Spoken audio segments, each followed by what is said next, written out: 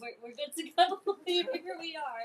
Hello, everybody. Welcome to Underdog Bookstore's AA and HPI author panel. As you can see, it's more of a conversation roundtable sort of situation rather than a frontward-facing panel, but it's going to be very intimate and really, really interesting. I think the conversations have already started, so we're just going to continue that. I think we're just going to keep having free-flowing conversations. I would like to start off by just going around the lovely authors here at the table, doing some intros and just your name. Let's see what else. Pronouns, name, pronouns. What you've recently written or what you have here in store, and what Underdog as a space means to you. So perhaps we can start off there. I don't know, whoever wants to go first. See. Yeah, I'll go first. Hi, my name is Erica Victoria Spejo. I've written the Fangirl Diaries. I debuted that book last year on St. Patrick's Day. My pronouns are she, they. You could also call me Ari too. I also go by that nickname. I wrote the Fangirl Diaries because I felt there was a missing voice in talking about millennials, girlhood, and fandom. So that's why I published it. And what a space like Underdog means to me is I just love a space for marginalized voices. I always feel that Underdog always empowers and uplifts all these voices in Southern California, and I always love just coming over here because they always got something amazing going on, such as this panel. All right, who's next? I guess I can go next. Hi everyone, I'm C Yang, and I mainly write contemporary romance, but I have dabbled a little bit in romantasy as well. So I typically love to write soft, a lot fluffier, sweet romances. Not my romantasy, but my contemporaries are.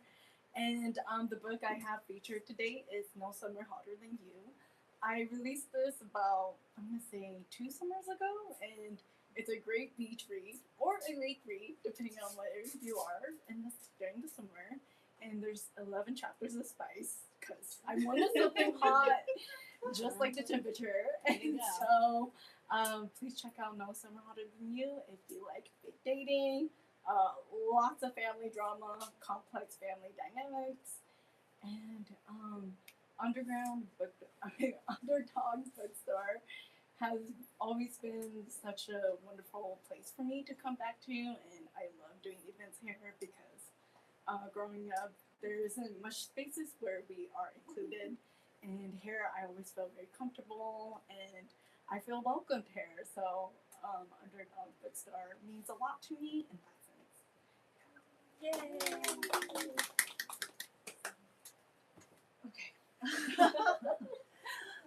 I'm Victoria Lum, and I write contemporary romance that range from what I call gray to dark, and they're spicy.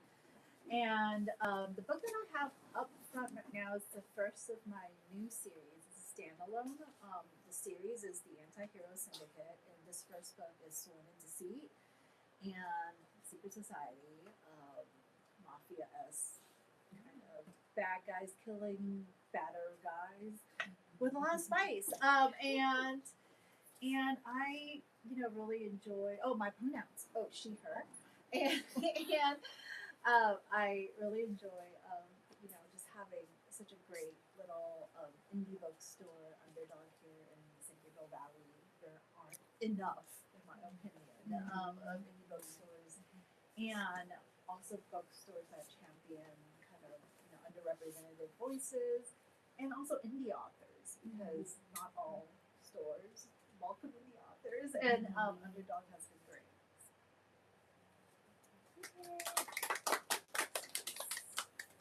Hi everybody, I'm Mia Hopkins.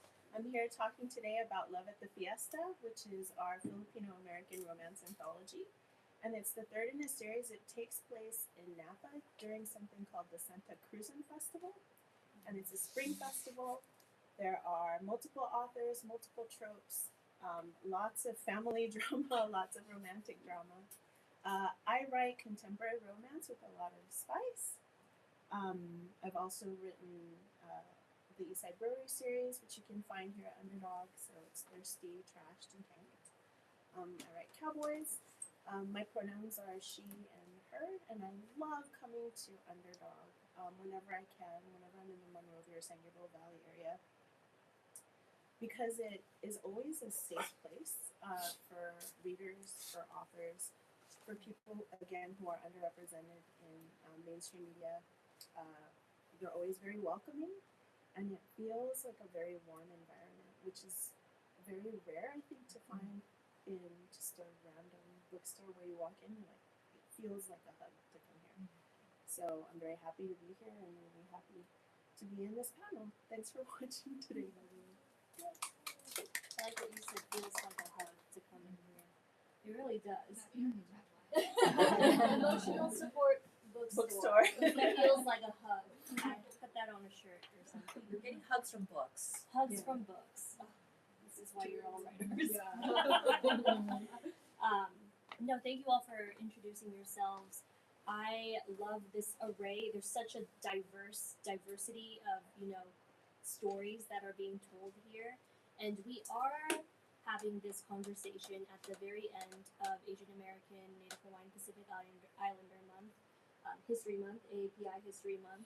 So I do want to ask, as all of you are from AAPI descent or of AAPI heritage, how does that identity factor into the stories you write, if at all? Which I assume you do. Anyone can take the question. I'll go first. So some of my characters are Asian, because I'm Asian. And I mean not all of them, but some of them are. And to the extent if it makes sense to the story, I usually would have also kind of influences of certain cultures and dishes, food, even in some cases kind of traditions or beliefs inside kind of the story. So it's more subtle, I guess, probably in my stories, just because they are, kind of, dark or gray romance as center. But I want my characters to feel real. So if they are, of a certain ethnicity, I make sure that, I try to make sure it's represented somewhat and not just be like, oh, I decided to make this person this random, ethnicity, and, other than the last name and their face, facial features, like there's nothing else, kind of showing up for that. And so I try not to have that. I try to make sure it's authentic. I think the question of authenticity is really important when you're an Asian American writing fiction, because there's always there's always somebody telling you you're not doing it right, like you're not writing it correctly. And so, like, I've been thinking about this with Love at the Fiesta, because we're all Filipino American writers, and that's a very specific viewpoint. But even within that viewpoint, there's a spectrum of experiences, and so I can only represent what I understand and tell the story as truthfully as I can. And so it's important for me to put all kinds of characters, all kinds of people in my books. My stories are every single one is set in California.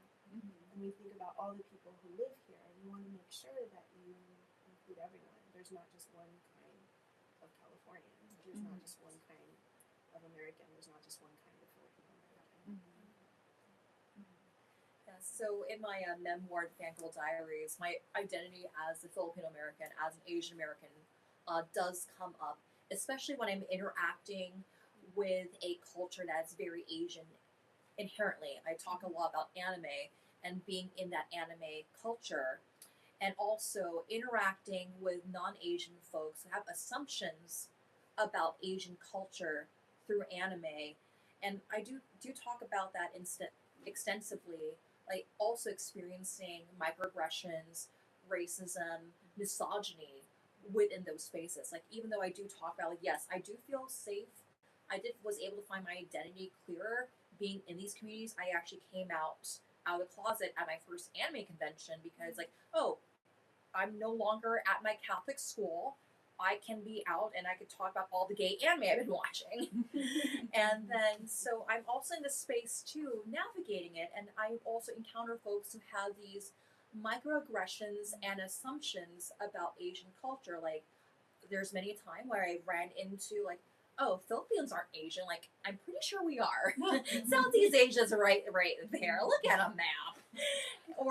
Or instances where, for example, when I was a college student, I was like the one Asian in my dorm, and I had assumptions placed on me by my non-Asian roommates, like, well, shouldn't you learn how to cook and clean and all that, like, when you were a kid? Like, no, I was an honor student. I didn't have time for that, and I also was diagnosed with autism, ADHD here, and like I was just too burnt out to like do chores and all that stuff. So I always feel just having not being afraid to talk about my personal experience and being honest with that and opening up the dialogue, as uncomfortable as it seems, and confronting those situations is what helps me write about identity, like in what I do, whether it's fiction or nonfiction.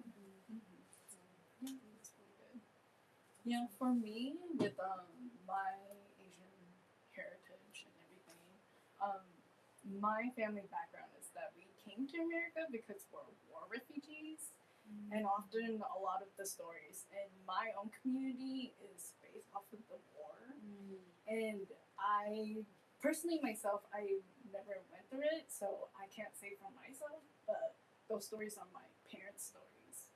And so for me as an Asian American, I wanted to see something where I am represented, where I'm not seen as the other, and I'm just myself in like the American, in the fabric of American lives, right? And so in my stories, yes, there's like bits and pieces of my culture and like through food. Most of the time, it's always food, right? Or like the complex family dynamics we always have, right? Because family is so integral to our Asian communities and our Asian upbringings. And so obviously there's that, but like I just wanted to write something where I feel like I'm represented, and like what Mia mentioned, authenticity. It's hard because it's only myself that is writing this. It's not. I can't write it from other people's like experiences because I'm lucky enough to grow up in California, but some other people, some other like Hmong American child or children aren't so lucky. Like other Asian Americans aren't so lucky to grow up in California where we are somewhat celebrated, right? Like our diversity is celebrated and our heritage is celebrated.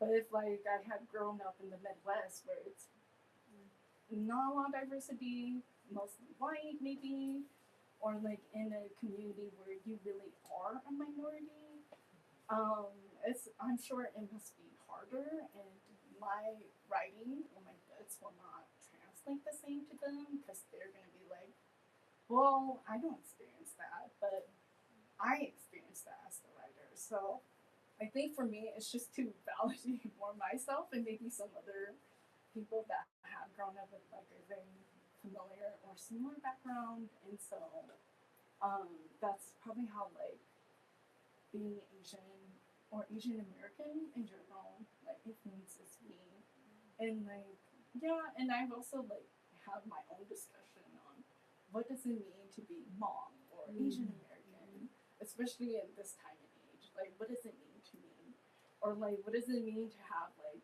parents that probably carry some trauma from war, like a war that I don't understand or that they never talk about because it was just something they now have tucked into like their memories, and they don't want to talk about that.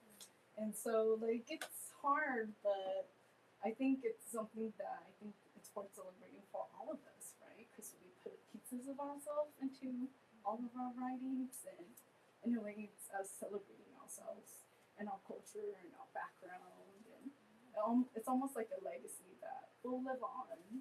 Yeah, I love that. That makes me kind of think about the next thing I want to discuss is, you know, at least for me, like reading books growing up, I didn't really see a lot of Asian American characters growing up in books. So, what is are and you can answer this however you want. Like, what does representation mean to you in that way? Are you writing so you can see the stories that you didn't have growing up, or what does representation mean to you, especially as an Asian American author writing stories? That's all. I think on the like surface level, it gives us a lot of fodder. Like it gives us a lot of material to work with. For example, I was watching The Pit last night, and so right, is it Dr. Javadi, the young one? She is having problems with her mom, and a white doctor says, "Just talk to her; she'll understand." And that's such a great opportunity for conflict because maybe in some families that would work, but I don't know those families. Like, as an Asian person, like a simple, heartfelt conversation is not going to resolve this conflict.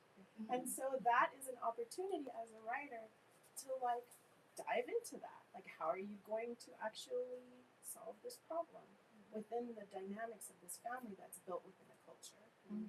So, like on a very surface level, it gives us a lot of material. I feel when it comes to representation, when you have non-Asian people write Asian or Asian Americans, they have an idealized or a fictitious version of what it means to be Asian or Asian American or an Asian in the diaspora. And as writers narrating and telling our stories, we have more control of like what we can tell. And again, going back to authenticity, we're able to put in more nuance and more thought into details with that.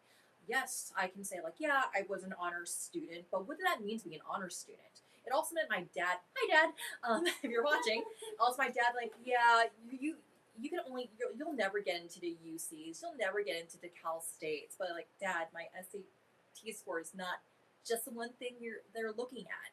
So like when you think of like stereotypes and these things that might be true within our culture, we're able to add more layers to that as well. Like, for example, one critique I see a lot with romance is interracial coupling, especially when we're talking about white male, Asian femme.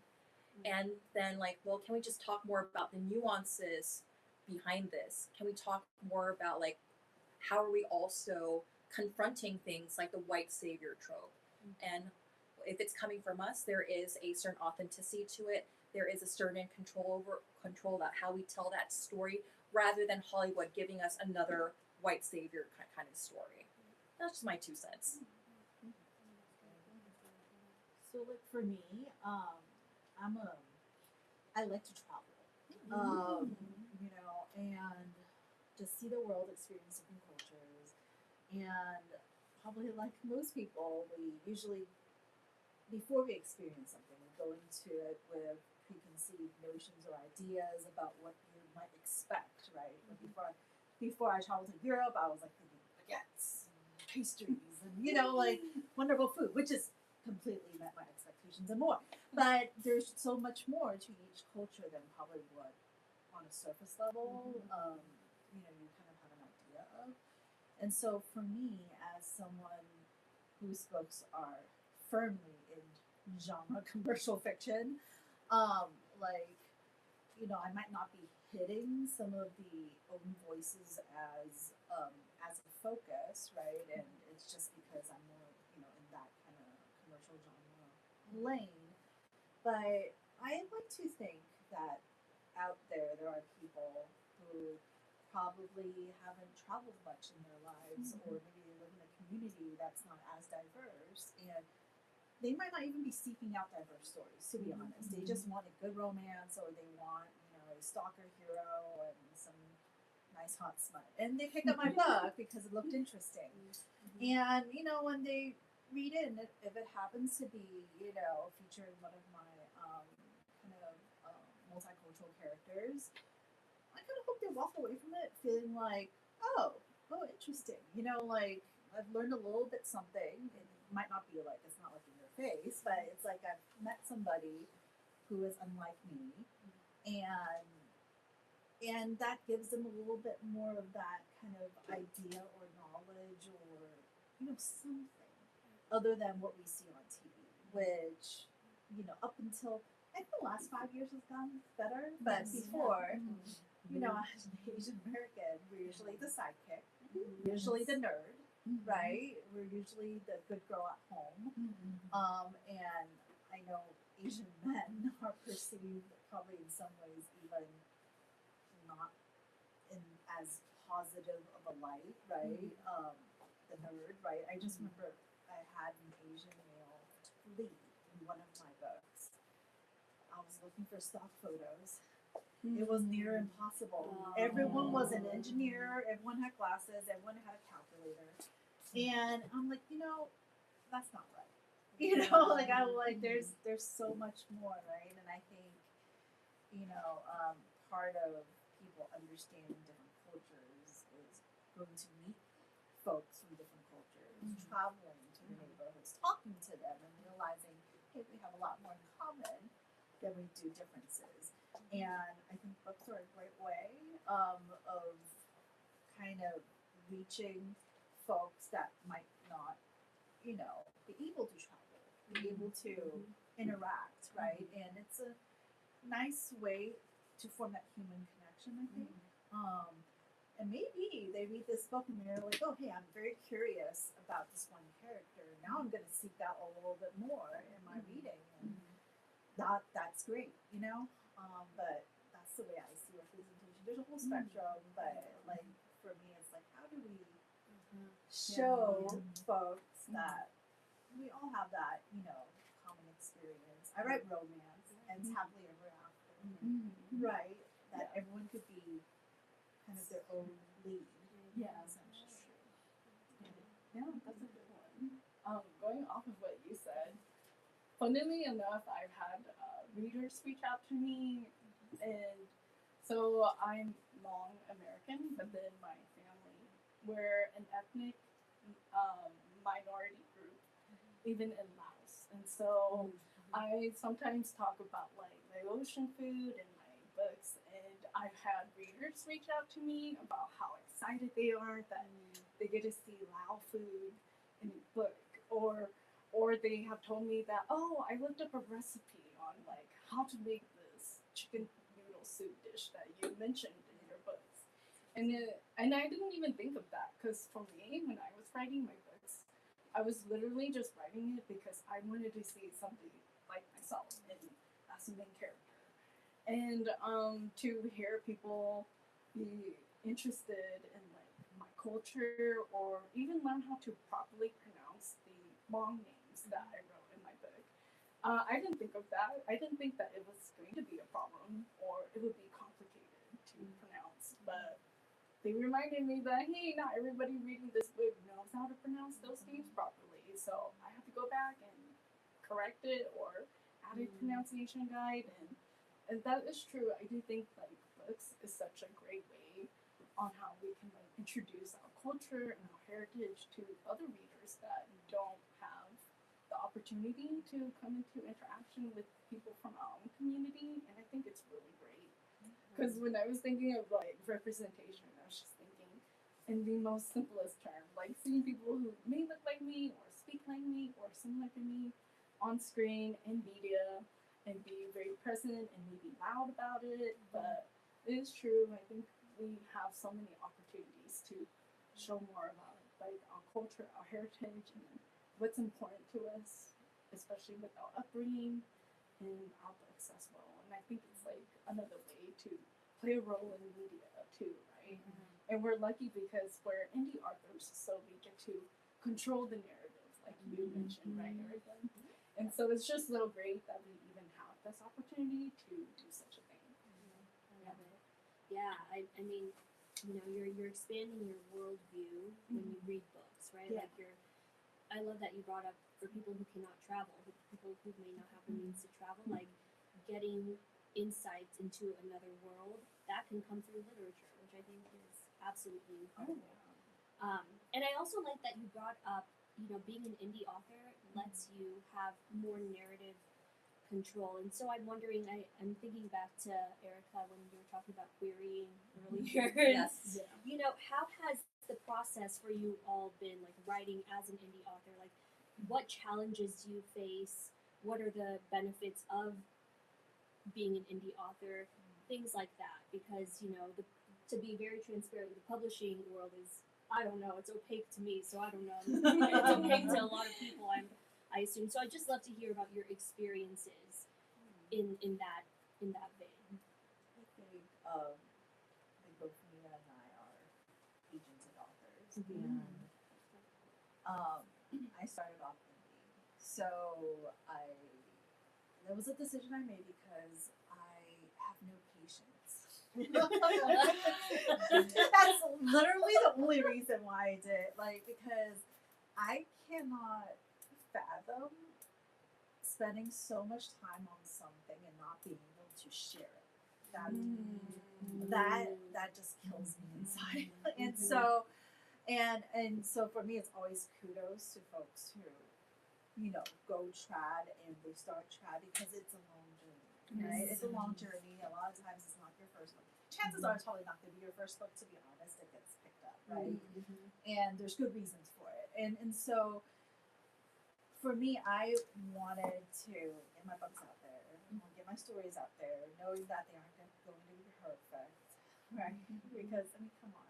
Who's ever going to write the best book of their life with the first book they ever released? It's about iteration, right? Like becoming a master at something is about iteration, practice, and improving, right? And so I chose to be indie and kind of find my voice, find the type of stories that I want to tell, find my readers, and I have a great group of readers that have stuck with me for so long, and I feel like having that creative control, like it's a lot of work though. I mean, I won't lie, right? But having that creative control is really, really nice. Like other than having my editors tell me, hey, this might be taken the wrong way. You might want to rephrase this, or correcting things like that. Sensitive readers, beta readers, but for the most part, no one's really asking me to change my story. They're not asking me to change my story. They aren't saying, hey, you can't publish this because of a certain word count, or a number of pages that are reading, or hey, this topic is kind of strange, or it kind of straddles a little bit like two different genres. Like, where are we going to put it on the shelf? Like you aren't going to have as much of that type of consideration. It's your story. It's your investment. If you can provide a capital for it, you can publish it. And there's, indie publishing, you don't need to. Typically, you can do everything for free, right? Like, it really depends on how much you want to put in it and how much you're able to put in it. Versus, I feel like in traditional publishing, it's different. It's different. It's a different kind of, not strategy, but a different market, I think, because you have to understand it's a business, like officially. Your indie author is a business as well, but when you kind of go beyond that, publishers, right? They have corporate buildings, they have they have all the business expenses that. So like for them, the way they look at your story, and it's hard for I think a lot of writers to separate, right? It might be an excellent story, it might be a great story, but if somehow there's a lot of I'm looking, right, that if they have a story that's kind of similar that they already have in the pipeline, they might not be able to take yours. Because, and I actually asked one time, I was like, but as a reader, like for example, I read dark romance. I love dark romance. I couple them up. Or I read small town, and I'm like one after the other. I'm like, why wouldn't you, like if you know this is going to sell, why wouldn't you pick up others? And the publisher actually told me, they're like, well, it's a good question. It's not about kind of that it won't sell, but it's just they have a certain marketing budget. And so if they have this book that they already have a pipeline for, and another book that's kind of similar, they're afraid that the markets will clash against each other, and it's going to take away from the market share of the other book they have in the pipeline. So there's a lot of different considerations, I think, that, it's hard, I think, as writers, when you put your heart and soul into it, that, sometimes it's the writing, sometimes it's the story, sometimes it's what they're looking for because they think that's going to be the next big thing. Sometimes it's, where am I going to place it on the shelf? Do I have a clear vision of which shelf it goes to? And if I don't, because it might be multiple shelves, then maybe I don't want to take the risk. So there's a lot more of those other things, I think. And so being an indie author, I felt it was just the story you want to tell. Now, you are risking your time, your money, your capital, but you get to put it out there. You get to see if there's anyone going to read it, right? And that's been very rewarding for me. Very rewarding. But I love the travel, the kind of the author friends that I've met in that kind of pipeline, and it's very different. And but it's just for me, indie was the right path. That's how I started. I learned a lot just like right now. Like to hear more from others. I started, I'm hybrid, so I'm both indie and trad. I started with small presses a long time ago, and then signed with a larger press, and then things went horribly wrong. And then I had no choice but to go indie with that release. And it's turned out to be something that suits my temperament a lot, because you talked about how you want to do the work and then put it out as soon as you can. I am so slow. I am a slow writer, and I've come to accept that. And so for me, being a slower writer, I feel like I'm not in the grind, and so I can give my stories a lot of breathing room. I can assemble a team of professionals whose work I respect. I can find Asian American creators to work with, and I have that choice to hire them. I can hire marginalized creators, artists, editors, all kinds of people. I have control over that. And it's almost like, if you cook or you like food or you're a foodie, you understand this slow food movement. It's like, yes, you can go out and you can get a good meal really quick. But I want to sit there and I want to put it in the crock pot and stare at it. So that's just because I want it to be correct. I want it to be the story that I have in my head is what I want the readers to receive. And so it's important to me to put the time in, to put the research in, to find the right people to have in my work. And as an indie, I have control over that, and it's super valuable. And it helps me in my storytelling also to become a better storyteller, to honor that. Well, greetings from the queering trenchers. It is hard out there. Not for the faint of heart. Yes. You gotta be, I feel like just going through the querying trenches, had I not been in a position, because my day job, I work in the business of rejection. And I read college applications, so and then being very resilient and just knowing that a no is not something to be taken personally. Okay, we just kind of just move on in life. Well, about me, my first book is trad. I went through an educational trad publisher, McFarland Publishing, and I was surprised that the first publisher I reached out to was interested. And I'm like, wow, is this real? They're giving me an offer, they're giving me a contract, I'm gonna take it. And I do admit, there were lessons I needed to learn. I was like, maybe I could use my friend, Thai artist, to do my book cover. And when you are with trad, that's when I was learning, sometimes you don't have control over that. And there are things oh, I thought I would have control over, but I didn't. So right now, I'm currently going through the querying process after spending about a year working on my YA manuscript. And I've been looking at folks who are looking for own voices, AAPI voices, YA that is set in the early 2000s. Is that considered historical? The early 2000s these days? That was just about 25 years ago. I mean, we were dinosaurs, man. I mean, we were just talking about like being from the late 1900s. So, my bones. Yeah, so it is a lot of work, and you just have to have a lot of resilience, and a lot of chocolate, a lot of comfort food, just getting through it all, and also being open to going indie.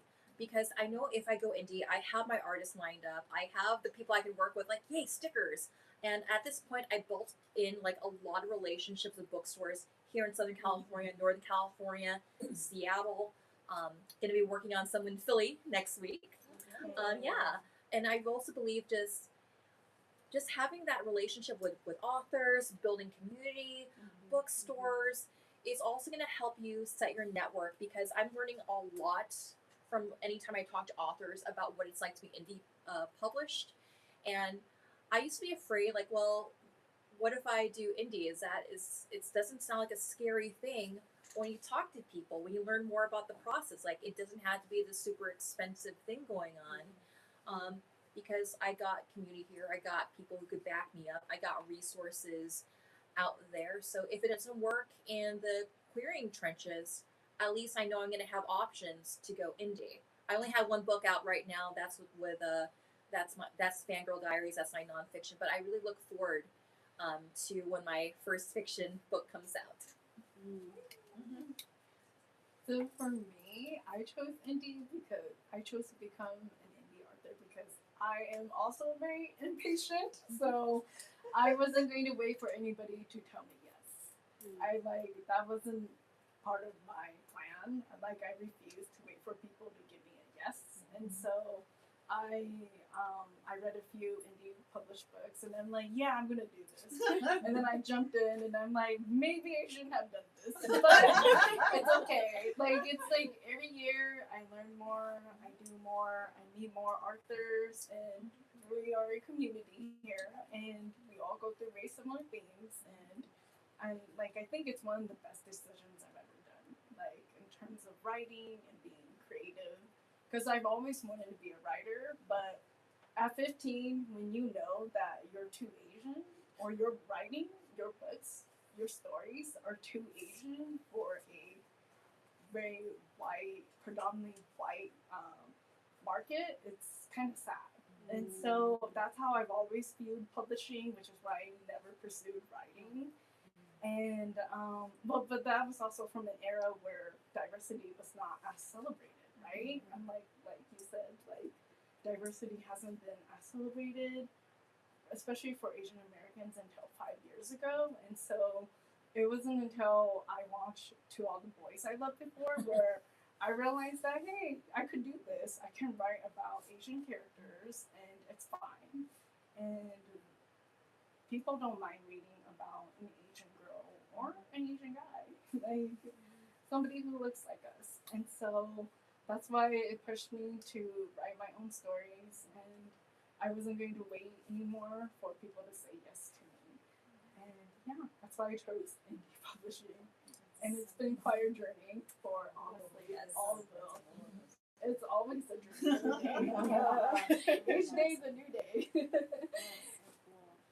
So I got two more questions, and one is directly related to what you said, C. But I would love to know, for the rest of the group, what has been a huge influence on you, literary or otherwise? It could be an author who's had an influence on you and your writing style. It could be just a person in your life, I mean, you said To All the Boys I Loved Before pushed you to write, so that's kind of where that question sparked from. But who influences you?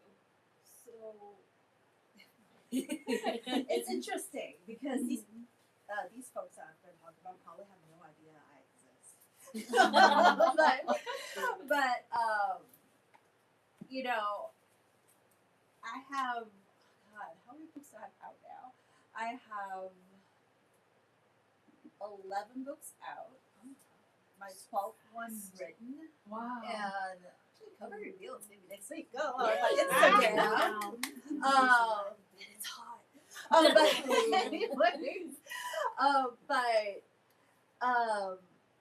you know, it comes to a point where, and I'm really sure most authors probably have this point multiple times. It's like, do I really want to keep doing this? It's a lot of time. It's a lot of money. It's a lot of, you sacrifice a lot. Yes. You know, I have a family with young kids, and I unfortunately don't get to spend as much time with them because I am writing, and I'm blessed to write fast because I'm a big plotter. So everything is already plotted. I have like 20,000 words plotted. Usually it's a plotting document. Yeah, it's a plotting document before I even write a book. You know, and so for me, it's helped me write fairly quickly. But it also means I work on the clock. And so there are times when you wonder, especially when social media algorithm changes or Amazon has a glitch. Still have a glitch. Yes. But then you're like, dude, do I really want to invest my time, invest my own, money, right? Like into something kind of in hopes for something else to happen, right?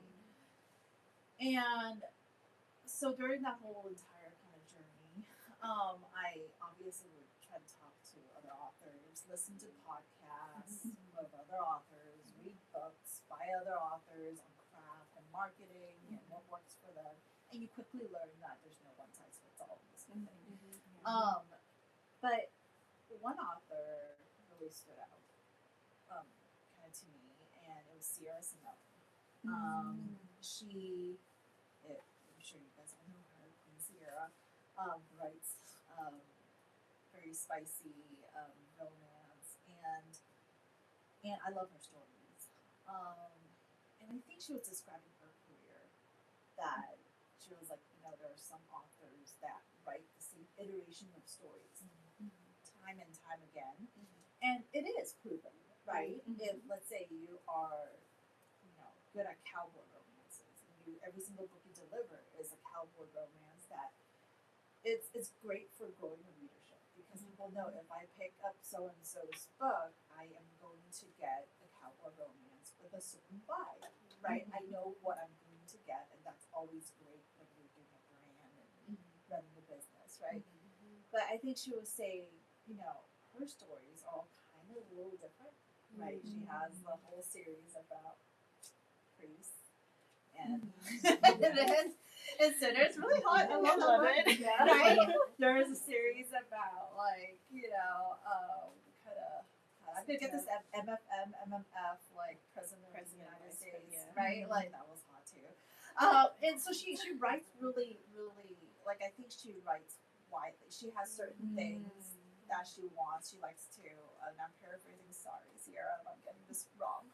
But like, she likes to write things where like it's forbidden for whatever reason, and it could be very, very different.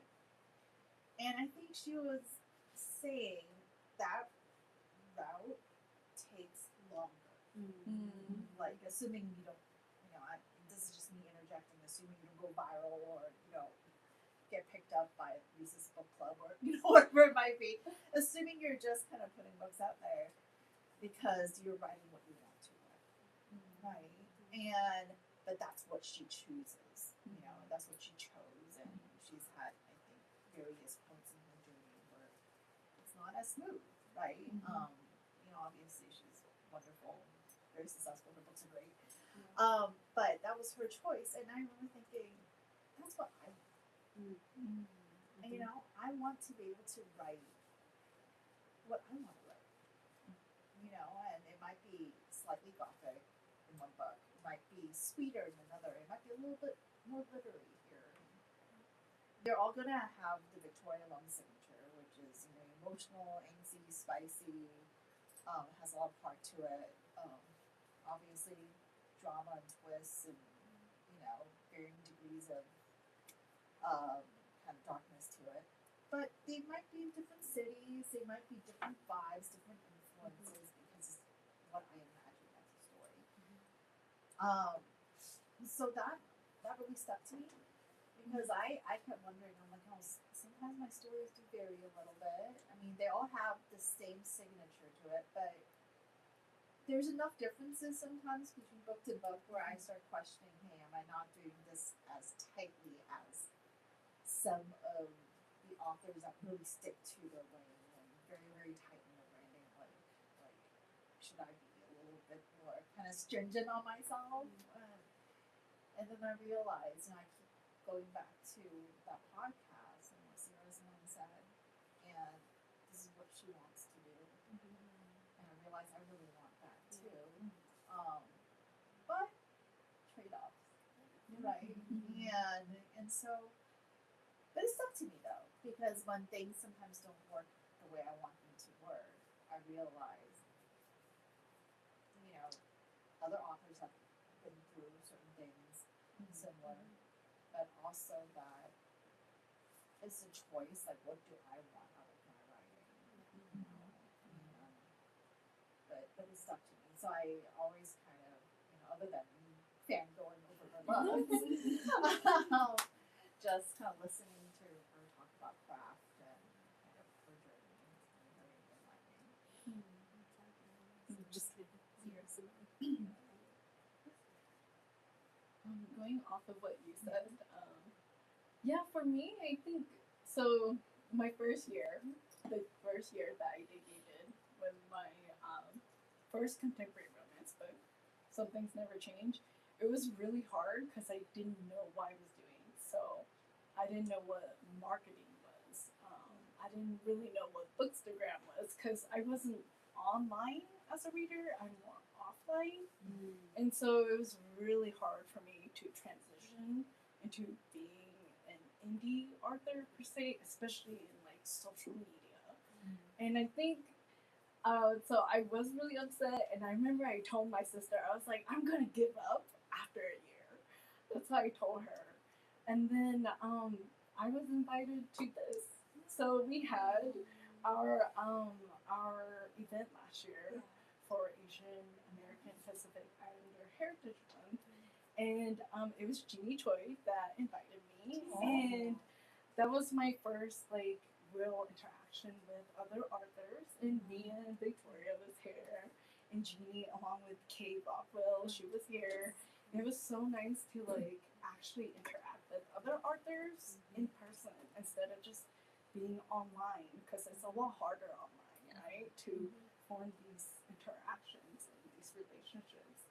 And so I think being a part of this community has really helped me stay within the community too, because through your like all your successes, it keeps me here as an indie author too, because you guys showed me what I could succeed, right? Like you two being agented, maybe one day I can be agented. And if you guys, like, especially you, Mia, you be a hybrid author, maybe one day I can be a hybrid author. Yeah, and like it just shows me the possibilities of what could be. And I've written so long, and I kept my writing either hidden or kept it like as fanfics for so long that I'm now writing for myself. Like I'm not writing for a fandom, because I used to be a fanfic writer. For those that don't know, I'm now writing my stories for myself, and I'm still here because you guys keep me here, and I haven't given up because you guys keep me here. And through every yeah, it's true, because through every author that I see that they're publishing trad, or their indie books are now becoming trad, like any author that like talks about their successes, it makes me want to achieve that as well for myself. And so yeah, and so you guys encourage me and influence me to stay as an author. And I could have given up like 2 years ago, but I chose not to because I came. Because Jeannie, That one event. yeah, Here, it was that event here. That's why it was like my first author event. I've never done anything like this before. Never. I think I met Melissa Whitney like a few months before. Gosh. Yeah, I met her a few months before, but I wasn't a part of their whatever I don't remember the event. Group, Yeah, the Yeah. event that they had going on, but that was like my first real interaction with another author. And then Jeannie remembered me from then, and then she invited me for our event, the event that we had last year, the panel we had. And I got to get to meet you guys, and then I just feel like ever since I joined this community, like actually joined and went out and met people, that you guys have influenced me to just continue doing my thing. Even though it's not marketable, I think, but it's for me. So, yeah. No. It's not that. It's don't think about it as it's not marketable. Yeah, I It's try not to think of it. They don't know how to market it. Yeah. Well, I don't know how to market it either. But you'll figure it out whenever you Yeah. connect with your readers. Yeah. When they are contacting you about Yeah. seeing the culture in your books, Yeah. you have successfully marketed your book to the right people. And the more you do that, the more you Yeah. build your audience. That is Yeah. evidence that you have Yeah. done it. Yeah. Yeah, and like the one thing that like does keep me going as well is writing for myself. Like you all write for yourself too, right? And it's just like that's like the main center of why we continue to go on this journey. As perilous as it is, and as every day, every hour, it changes because the algorithm changes our journey for us. Whether Yes. on Amazon or our social media platforms, everything is constantly changing. But the one thing that keeps me steadfast is you guys. So,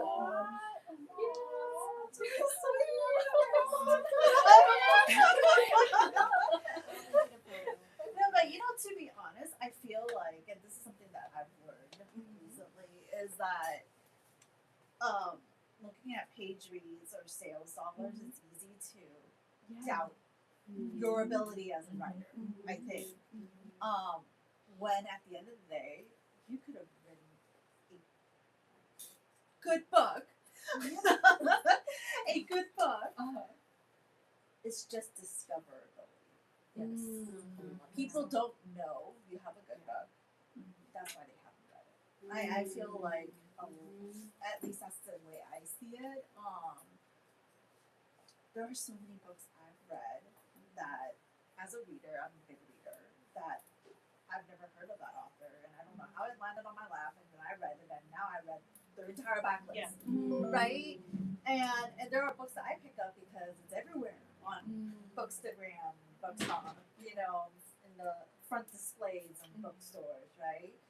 It's really about how do you find, I haven't cracked the code of, you know, how to kind of find those readers that are looking for your stories.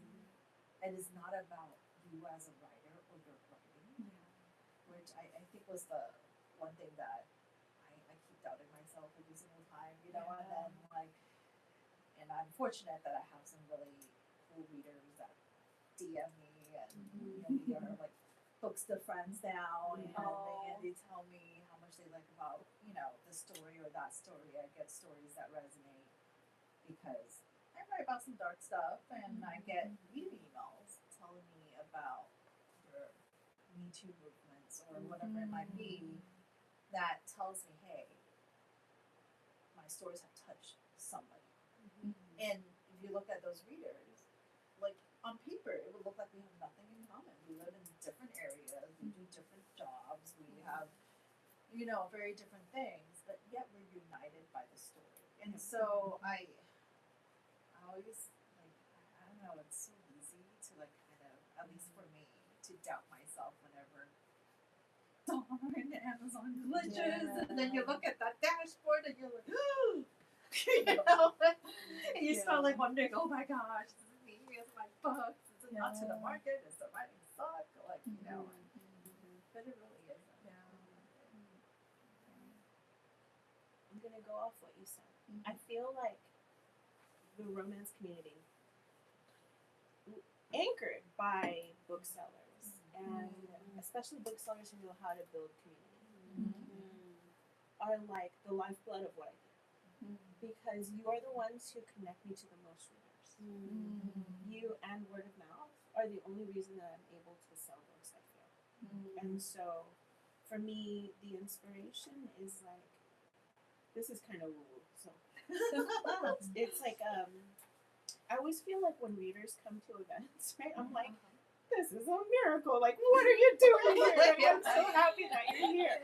And I'm so happy that you picked up my book, even though you don't know who I am and you've never heard of me. And now you've read all my books, and now you've brought my books from your house to sign. Like, what? Like, that's incredible. And so I feel like for me, I keep going because there are readers who are looking for their next story, who are looking for their next escape, or who are looking for their next connection. And so, like, the more I can support a reader, the more inspired I am to keep going. And so, creating a healthy environment for authors and readers and other readers to get together is so important. And I feel more of a role for us as authors. Like, it would be great if I could just sit at my desk and write books all the time and just turn it in and then the checks come. Like, that would be great. But being a part of the world and coming out and being in in-person events is, like, for me, the most inspirational thing right now. So, Adding on to that, I always feel books inspire, because I think of what inspired me as a reader. I think of authors such as Timothy Zahn.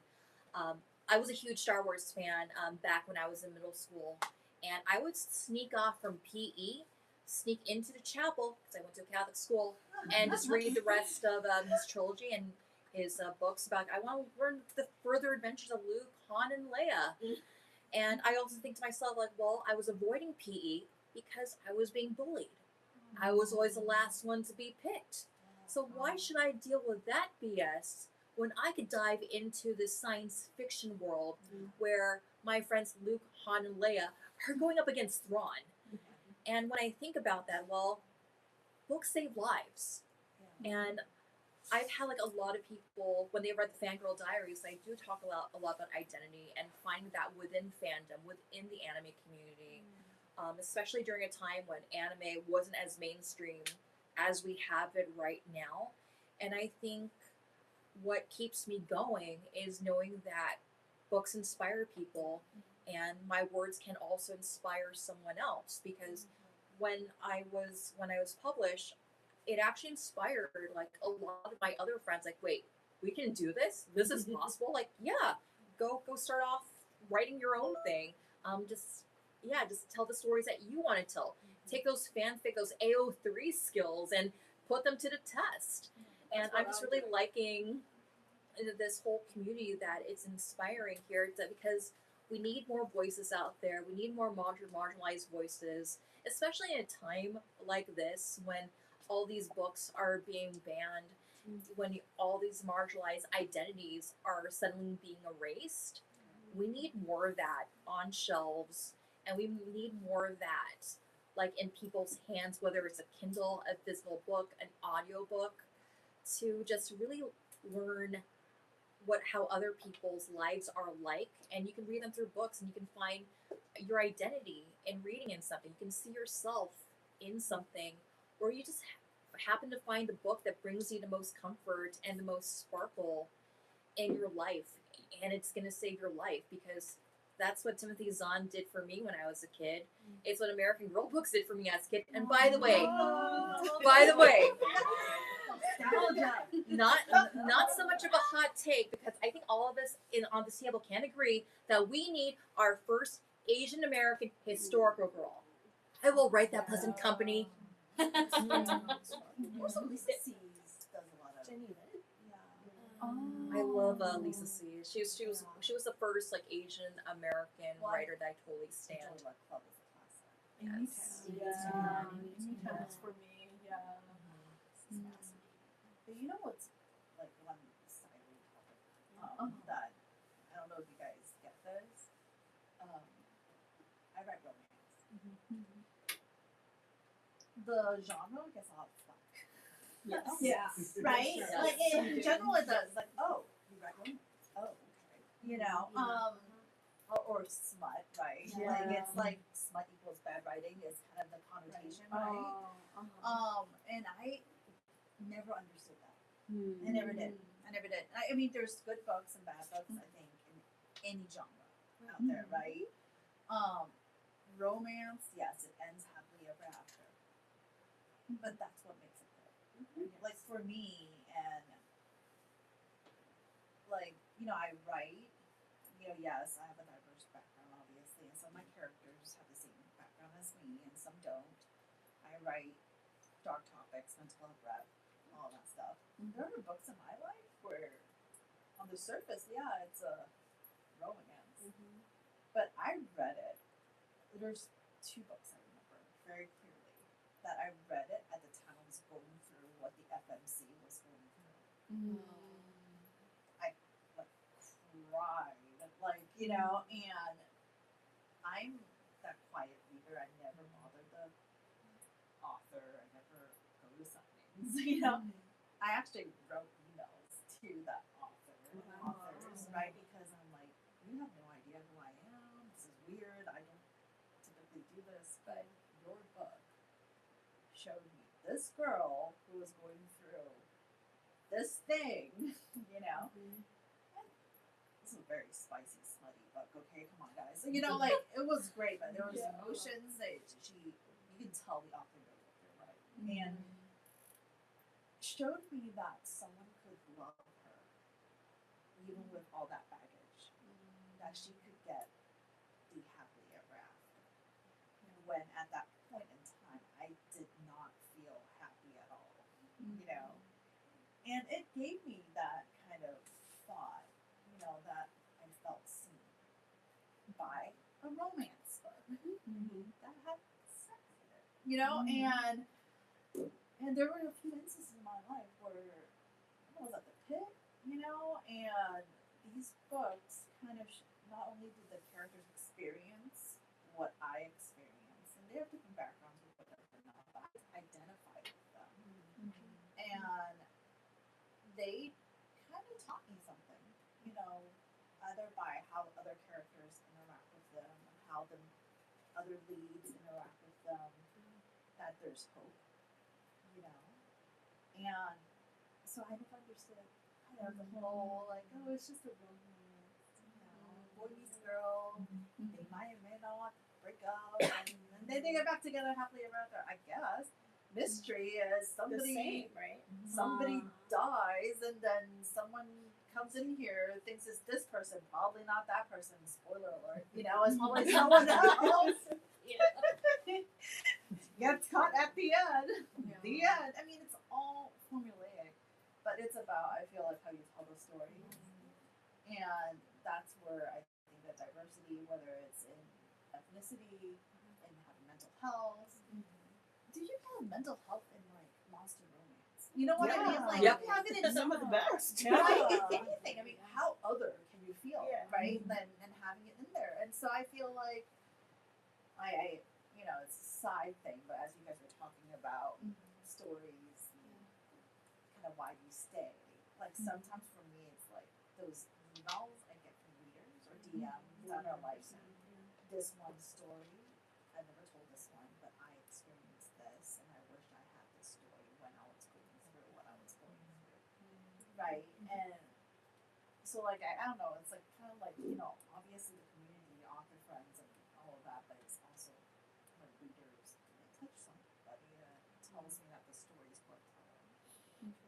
I feel this way. I feel like people look down on romance from a long history of misogyny. But a lot of times people say, "Oh, I read romance for the escape." Valid, right? I want to pick up a book and I want to drop out of my real life, and I want a safe place where I can feel like I'm with friends and I'm seeing two people that I love fall in love with each other.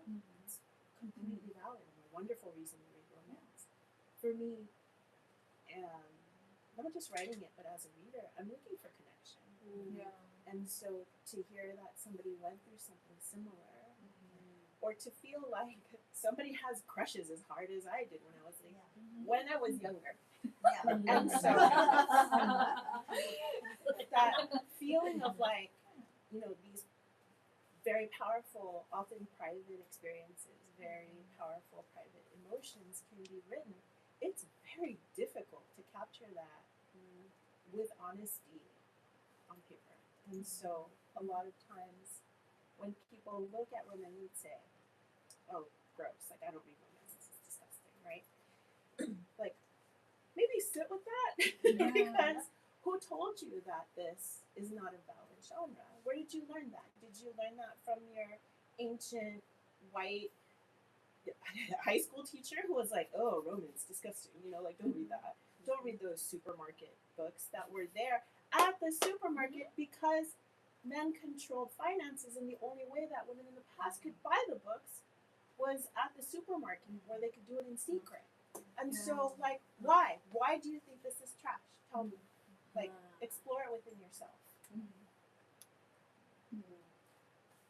Well, going off of that, I'm not in K-pop anymore, but I used to be a K-pop fan, and the misogyny that is often targeted towards like K-pop fans that are fans of like boy groups, like you can see it in like the way that even journalists talks about fangirls, right?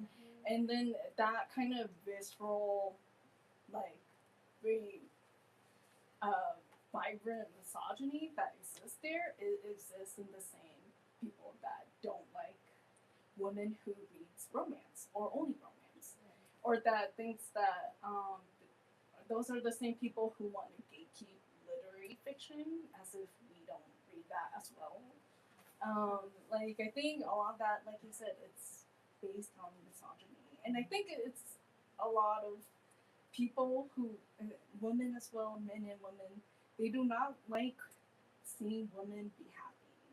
It's very sad, but I think it's very true, and that's why there's so much hatred towards romance or romance as a genre.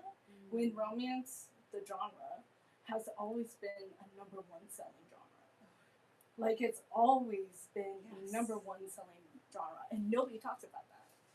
Journalists are not going to be talking about that because why? It's a woman-centric like genre, like it's for women, and a lot of it, I've come to terms that misogyny exists in all cultures, all communities, and it's often embedded in what we call heritage.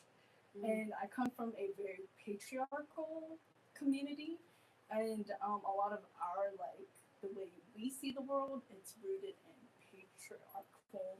It's rooted in supporting the man and what the man represents, right? Or what men represent in general. So I have had a lot of discussions with myself and with the women in my family about what it is and why we view the world the way it is, and it's internalized misogyny. It's rooted in that, and it's kind of sad to see other women react that same way towards us, especially whether as a reader or a writer.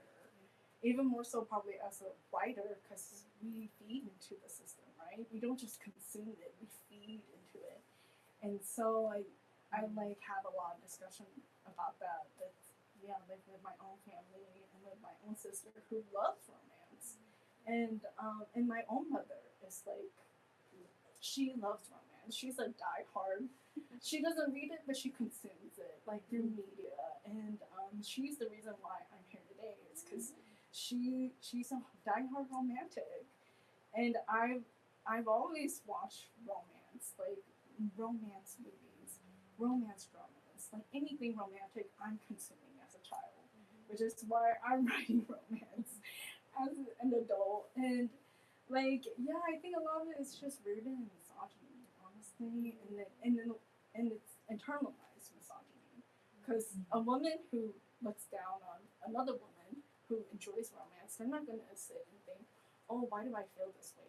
Because they don't realize they're feeling that way because they've been basically trained by like patriarchy to believe this, to despise other women who is happy, because that's what it is.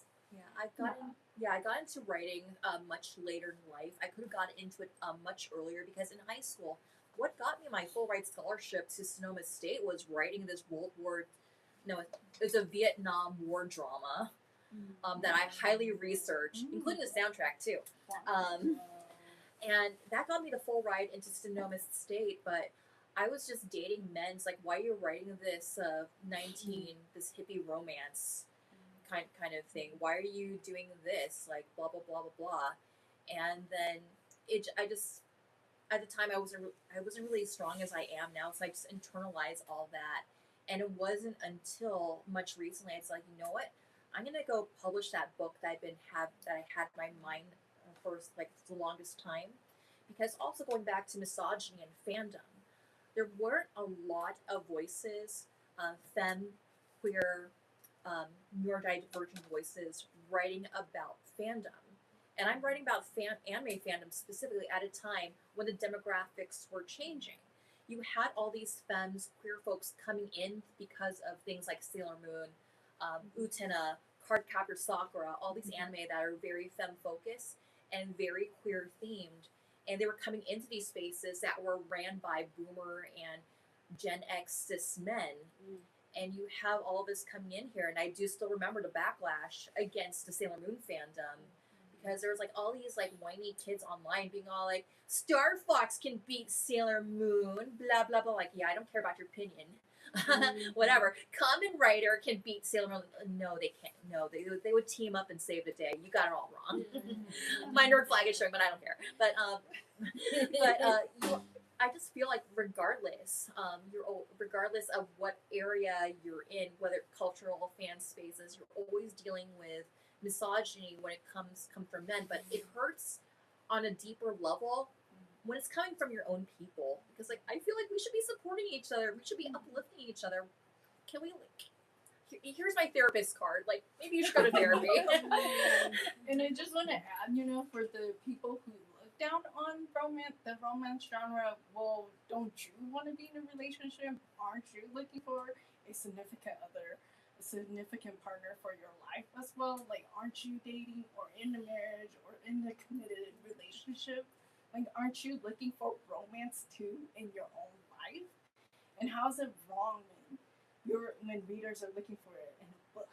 Like, somehow all of a sudden it's wrong, right? And so I'm like, that makes no sense. Like, it does not translate to me, because we all want to be with somebody who cares for us, right? The same way we care for them and accepts us. And there's all kinds of romances, Yes. right? And so you can Yes. have, maybe you're feeling kind of serial killery today. Like, you can read your serial killer Or romance. like a good dark romance that's like not, well, I mean, it's high stake in the book, but it's not high stake in your life. Right. Oh, yeah.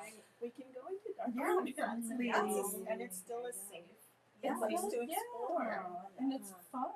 Like, it's meant to be entertaining. Like, that's how I've always seen books. So I never understood that kind of mentality. Yeah, because books are entertainment. That's what it is. Yeah. Some people who read books, I think, I mean, just going off of what I've seen on Book Talk, to suffer. Like, I think some people read books to suffer. I don't know. That's just what I've observed. You could suffer romance too.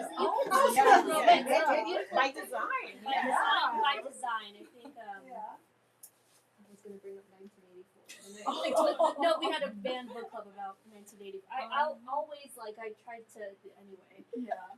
No, but this, again, like, learned a lot.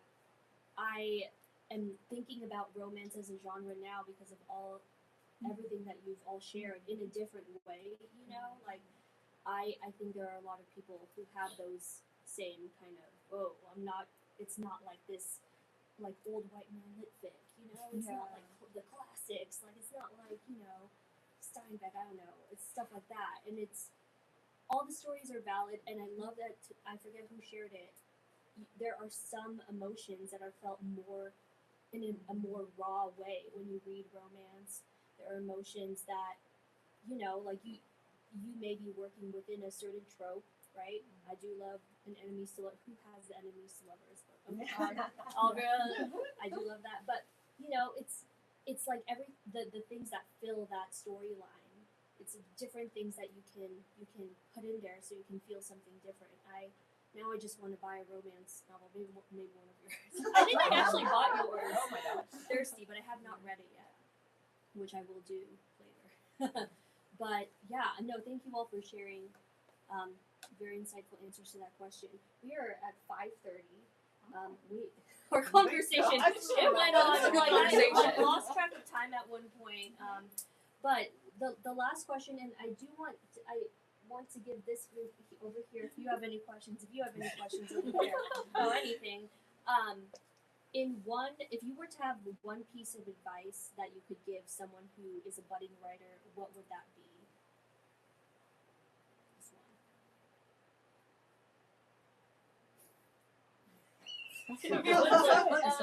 Deer in the headlights. Yeah. It's like the loading symbol. Yeah. Like this. Like, oh no. I have one. Yes. And this is very cliche because a lot of people gave that to me. And I never understood it, so I'm pretty sure I'm going to say this and no one's going to understand it, except for writers. It's a marathon, not a sprint. Yeah. I am very impatient. I don't like marathons, guys. I do like marathons. I want to go right now. And it is a marathon. And the great thing about books is they don't have expiration dates. I've had books that I thought were duds, only to become my bestsellers a year later, and still continue to be my bestseller for whatever reason. They started picking up this discoverability or visibility or whatever it might be. So a bad release doesn't mean anything. A bad review does not mean anything. Bad sales day doesn't mean anything. It's a marathon and a sprint, and I am still marathoning. Yes. As someone who hates marathons. But yeah, I do think mindset is very important. Piece of advice: you're gonna go through a lot of ups and downs. Don't ever stop. Don't ever let go of your dreams. If you want to write, keep writing. However, always remember, self-care is very important. Have your favorite comfort snack. Have your favorite comfort show. It's okay to take breaks. It's okay to take a day to yourself. Just self-care. Get your eyes off Google Docs and just relax. But don't let other people tell you not to keep at your dreams, because you got a dream, go get it. And to be cringe is to be free. Yes. My advice would be, it doesn't have to be perfect. Oh, Yeah, so it's okay if you think your debut book isn't perfect, because you can always try your next book, and then the next book, and then the next book. It is a lot of dedication, and sometimes, yes, you do have to think about your finances, but it's really up to you. It does not have to be perfect, and you can build off of that too. So it's okay. Every book is a learning lesson, and every book is also different from the last book or the next book, because every book is a different journey each time. Like, I don't know. My fourth book is coming out, but it still feels like I was releasing something entirely different, because it's a different set of couples that acts differently, interact differently with each other, and their story is different from the last one, and it's never the same. Like, each book is a different part or a different chapter of your journey. Yeah. That's good. People come to the table sometimes when I'm selling Yeah. Sideboard, and they're like, which one should I read first? And I'm like, you can read any of them first, because I don't remember how they're connected. Like, they're all three different. Like, they are connected, but they're not connected, so just pick it up anywhere, right? Like, I don't remember. Yeah. Like, it's like I write the one book, and then I completely forget how to write a book. Exactly. And then I start the next one, and I completely forgot how I wrote that one. Yeah. And then you start again, and you just, like, every book is a new beginning. Yeah. Definitely. I would say, and I wish I had done this sooner, is find your people. So whether it's finding your mentors or finding your cohort, people who are kind of like in the same level as you are in your publishing journey, like, find your people, especially if you're a marginalized author, because being part of a network will help to keep you safe. We were talking earlier about predatory practices. Yep. We were talking about, how it's not safe out here in these streets as an author, as a creator. And so finding people who are going through the same thing, you may have heard of it called the Whisper Network. You have to keep yourself safe as a creator in order to ensure that you have a long career. So finding new people is very important. And those times when you are in between books and you're in a slump, like, you can celebrate other people's successes and be a part of the world by supporting other authors and their wins and their gains. It never means that you're out of it. You have a voice. You have the ability to boost other people. You are part of this world when you have a network. And so, again, having spaces like Underdog is so important. Having indie bookstores who understand that not every author is going to be like the big kahuna coming through and like who's going to sell like 14 million books for you. And we love those authors for sure. But there's, again, a whole environment of indie authors, smaller authors, debut authors who really need a place to feel safe, a place to talk about writing, a place to talk about the books that we love. Love it. Does anyone else have questions? I have one. So Yeah. you each talked a lot about some of the representation in your own books and in the books that inspired you. What is something that you are still waiting to see more of in terms of that representation? Whether that's something perhaps you're working on in your future projects or just hoping that somebody else is so that you can read it. I have one. So, as a Filipino, a lot of the fiction that we see is like your family is the most important thing. Your family ties are very important. But like, speaking from my own experience, from the experiences of my friends, what if that is a toxic environment? I want to see books like that. Because if we're representing our culture, we need to represent all of our culture. Going on my next book, called Strictly Against Policy, I do explore that because family is so complicated, and like in our cultures, the way that family is upheld and the roles we're expected to play, like from parents to children, and the relationship of having like the relationship you have with your parents as adults too. It changes so much, and it goes through so many like phases, and like what happens when they are toxic and it's not healthy, and like I explore that in my own book, my upcoming book, because it is like family is great, but it is sad when it is hard when your family isn't the best, and there should be more books like that too. Yeah. Like, I need a little more. Yeah. Like, it's hard. Yeah. I think for me, what I want to see more represented, it's definitely like Southeast Asian, South Asian, because often we see a lot of East Asian representation, and that's often the one thing people think of, right, when it comes to Asian. But I want to see more Southeast Asian, more South Asian represented, because Asia is not 3 countries. It is a continent, and it is so diverse, and it's so beautiful, and we come from such different backgrounds, and there's so much to it. It's not just 3 countries, and I think more should be explored in that.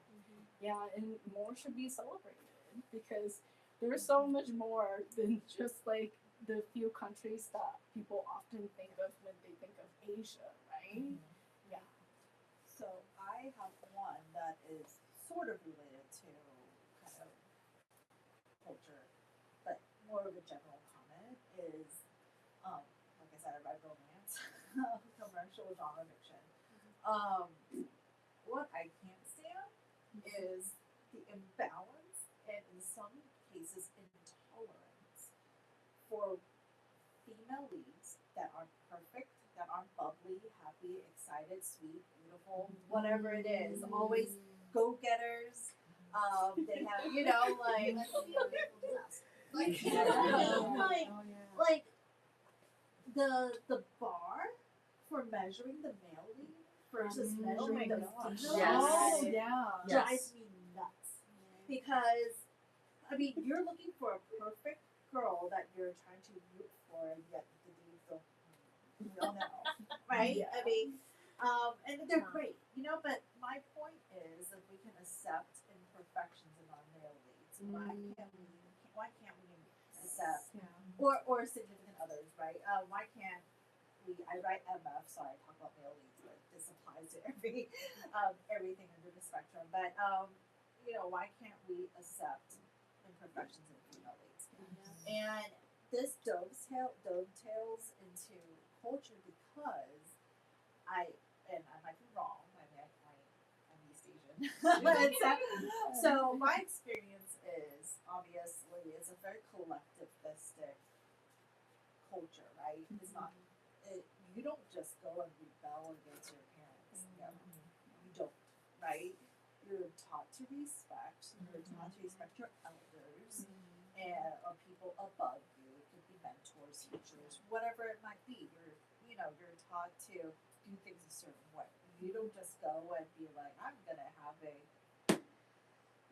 heart to heart, which is always the explanation of everything, right? Like, go have a heart to heart, and set your boundaries. Oh, I love that. God. Set your boundaries. Oh, I love that. Set your boundaries. A no is a no. Cut them off, right? That's always another one. Not that easy, depending on the culture and background you're from. But I'll tell you, when you write that from a character in a romance, that FMC is going to be flambéed, diced, quartered, and be like, oh, I don't understand why she's so wishy-washy.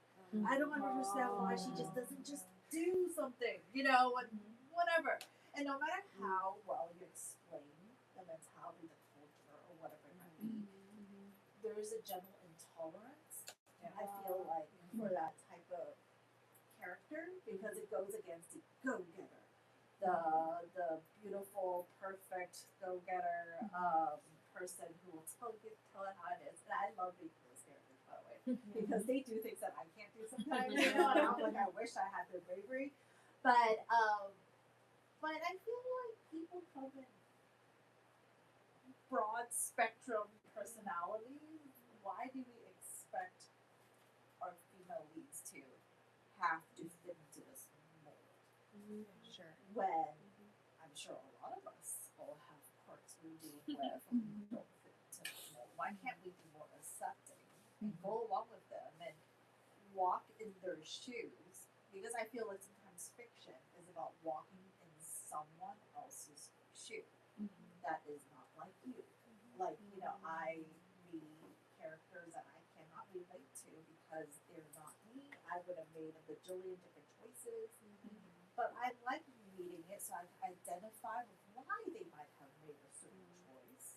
And this is probably not even just romance, right? I just see this in romance a lot. But that's why I read, and I wish there was that grace in some readers. A lot of readers don't have this issue, but there are some that are just quite intolerant, I think, of an imperfect character.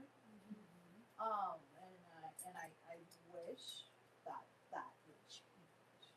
That that our expectations would be like, these are real characters. They're gonna have flaws. They're gonna have things that they do that's gonna piss you off, and guess what? They probably piss the other character off, and that's why we have conflict. But that's part of the journey. Sure. So that's kind of what I wish. That's a good one. Yeah. That's a good one too. Yeah, on my wish list, I want to see more Asian representation in things like cozy fantasy because I feel like there's a lot of indigenous kind of cultures that do have like a magical kind of background to it. For example, in Filipino culture, you got the babaylan, and like, well, what if we put like a babaylan in like a cozy, witchy kind of fantasy setting kind of thing? So, because I really feel like there's a lot of mythology, a lot of indigenous mythology within all types of Asian cultures that hasn't been quite explored, and I just feel that's just like a gold mine for us to write about, to tell about, because people are always willing to learn about different types of mythology out there, and I'll write it, yeah. And also, I still want to see my historical Asian American girl in the American Girl series. I'm just saying, Pleasant Company. My Asian American Girl doll. There is one, right? Okay, so technically there was a Girl of the Year. They do a Girl of the Year every year. Sometimes they're half Asian, sometimes they're full Asian, but they retire them after a certain amount of time. There was Ivy Ling, who was the best friend character. So again, going back to the friend character, so we haven't had like one that was leading her own line of books, leading her own line of clothing, accessories. So it's not like a star like Molly, Samantha. So we don't have that yet. It's 2026, and they've been around since '84. Yeah, and I was at an Asian American Girl American Girl fan panel up in Seattle. Like, we had a missed opportunity to have an Asian American girl lead her own series when they did Seattle in 2000. Because you had like a lot of Southeast Asian folks coming into the tech industry during that time, but they just went like, hey, it would make money if we have twin white girls. Like getting a Y2K like Asian American girl, that would have been fun. That's why I'm writing my next story. Write that. Yeah, I'm right. I love it. Yeah, definitely more representation in like media, young adults, kid lit, that is very authentic to the Asian American experience, speaking of them to a level that they're gonna have fun with. Because I always feel that there is like I feel like we're missing out on a lot of media literature meant for like young people, because I've noticed, maybe you could hold me accountable for this, that a lot of kids are growing up very fast, like looking at TikTok. Now they're like going to Sephora, like getting all this like makeup, skincare when they don't quite need it. But I'm like, let kids enjoy their childhood, and I want to see like more of that, to enjoy your childhood while it lasts. Because I would love to go back to that. Yeah, I would love to go back. So I'm excited to read your book about the nostalgia. I think a lot of people are having the nostalgia, having those nostalgic feelings of, what did we talk about earlier, like analog, like MySpace, dial-up internet, Sony Walkman. I think that says a lot about our society at the moment. So, but anyone else have any questions? Mom, sorry. I'm sorry. I'm so sorry. She gets mad when I do that. Gosh, anyone? I have learned, me personally, I've learned so much. There are things I'm going to take away from this conversation. You've all shared incredible insights. I think I have a lot of books to add to my TBR. I have not caught up with my TBR, so that's really bad. It's never ending. It will never ending. So Being the Band of Book Club next, rolling the R's. So, but thank you, everyone. thank you so much. Such a great conversation. Yeah. I think we should do this every month. I'm just kidding. I'm kidding. But no, thank you, and if anyone is watching, or if people watch later, if this is transcribed, we should all pay a visit to Underdog and support these wonderful authors. I hope that, based on everything that they've shared today, they're wonderful stories. And I'm excited. I'm excited to read. I'm excited for the future of books in general, knowing that there are authors like you out there writing these stories. I think it's got to get better in terms of representation, and also all of us as authors and readers have a responsibility to uplift these stories, right? And Underdog does that and is a space for that. So thank you to Keely too. Keely. Awesome. Any events to shout out? Monrovia Pride Book Festival, June 20th. June 20th, come through. It's right across the street, and then the store will also kind of be open for, I don't know. That's too overwhelming. General business, healing from the heat. I'm sure it's going to be really hot. All right. Thank you. Let's take a photo of you all, if that's okay. Yeah. All right, cool. I definitely have this book. It's been sitting on my That's why I'm most embarrassed. I don't know. I haven't done it with my phone. Hold on. Is that there's a Give me 1 sec. They were in prison. That's what I was. I didn't want to assume. And But so, I was and looking there's at also a lot of these like designs. You'll see a lot of these like secured fences around houses and stuff. Oh. Yeah. So she's an amazing. She's an amazing. She came up with all of this. I'm trying to figure out. So even the flowers represent different. Yeah. And he had to take a trip to. Yeah, just careful. I know, I'm trying to be careful. Give me a minute. Everything okay? He was. We'll Yeah, figure we're trying to turn it off. So there were these flowers How growing. do you even unlock this? I think. He's just driving through to get to Washington Here. State. Hold. So, Because I'm from. No, it's locked in. That's why. Yeah. How do I unlock? Because I It's an saw extension. this So, I was like, I wonder. wait, what is this? Okay. Go. but you can't really tell from this one. Rotate that. Then. Yeah. And stream.